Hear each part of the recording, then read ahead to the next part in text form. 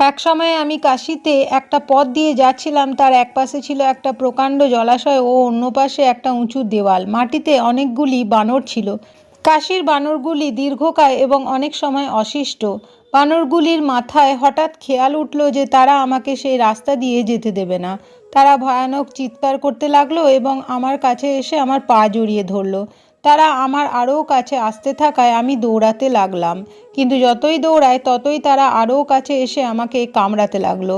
বানরদের হাত এড়োনো অসম্ভব বোধ হলো।